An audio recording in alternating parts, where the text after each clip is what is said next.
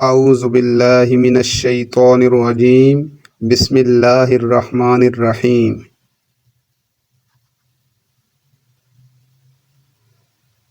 حضرت ابراہیم علیہ السلام کی عادت مبارکہ تھی کہ رات کا کھانا کبھی اکیلے نہ کھاتے تھے، کسی نہ کسی کو اپنے ساتھ مدعو فرما کر کھانا نوش فرماتے تھے۔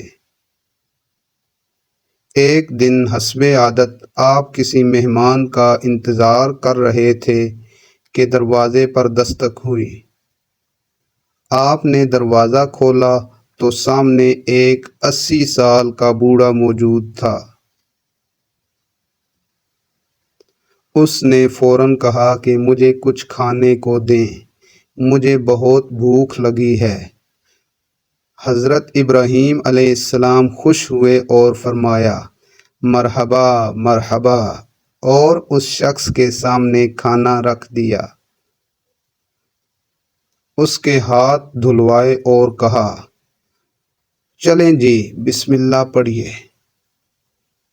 وہ بوڑھا بولا، میں بسم اللہ نہیں پڑھتا، میں مجوسی ہوں۔ حضرت ابراہیم علیہ السلام نے غصے میں آ کر کہا، کھڑے ہو جاؤ، میں مجوسی کے ساتھ کھانا پسند نہیں کرتا۔ وہ بوڑھا بڑبڑاتا ہوا چلا گیا۔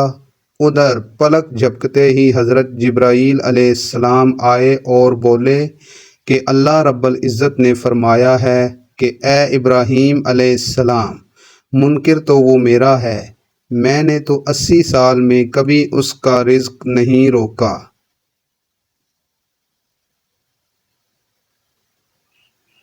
حضرت ابراہیم علیہ السلام یہ سنتے ہی اس بوڑھے مجوسی کے پیچھے دوڑے۔ تھوڑی ہی دور گئے تھے کہ وہ مل گیا۔ آپ نے اس سے کہا، اے اللہ کے بندے، مجھے معاف کر دیں اور میرے ساتھ چل کے کھانا کھا لیں۔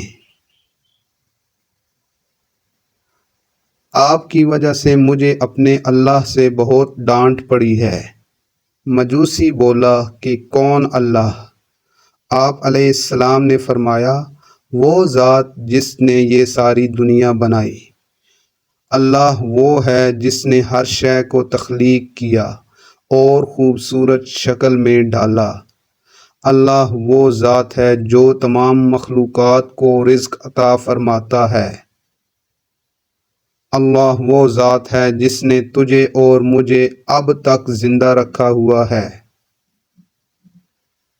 یہ سن کر مجوسی زاروں قطار رونے لگا اور کہا، کیا کہنے ہیں تیرے رب کے، اے اللہ کے بندے؟